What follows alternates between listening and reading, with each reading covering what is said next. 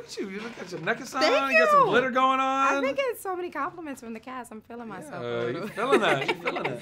Jaleesa, BLACKTREE TV. You got to be. So, do people call you Zachary or Zach? It's kind of formal, Zachary. Yeah, I don't know. Like, my professional name is Zachary Levi, but people call me Schmucko, Poopy Pants, Stumpy Bum. I don't know. Just So whatever call me we whatever choose. you want. Just don't call me late for dinner. That's what my dad taught me. Okay, I think we'll stick with Zach. Yeah, there you go. So, you're definitely a vet in the animation game. You've done so many. You know films. what? No, that's the thing is I've really only done Tangled and then the Tangled series that we've been doing.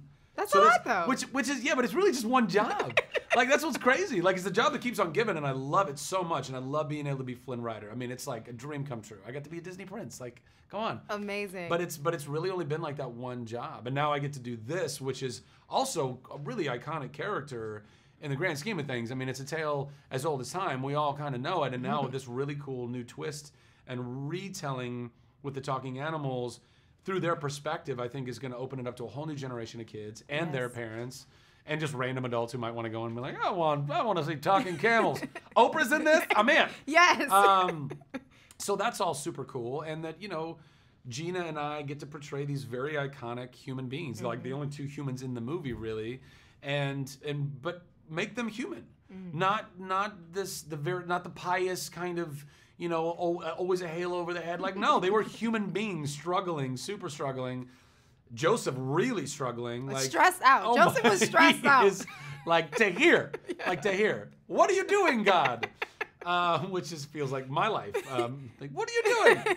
And then you gotta come back and trust. You gotta come back and trust, and then that journey for him and trusting and the redemptive part of all of that, and you know, which is really what the star is about. You know, why Christ came is the hope and the grace and the redemption and that love. You know, in that form, and so I think it's a really cool way to tell the story for adults and kids, and that I got to be a part of it is, you know, as a person of faith, I'm like, yeah, super cool. What I love about it is regardless of your religious affiliation, it's just a story about triumph. And and how do you keep focused? What keeps you focused? And for them, it was the star. Yeah. And I think we all know being in entertainment, it is a challenge. Super challenging. What keeps you focused and committed and dedicated to this journey?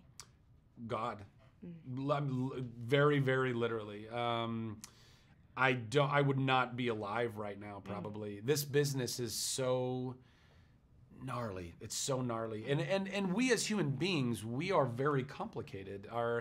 As I've come to learn more and more and more in my 37 years, you know, our minds, our hearts, how they're all interconnected, our past traumas as children, how we grow up, where we grew up, all of these things, they're very real, and you need to do very real work on yourself and throughout your life.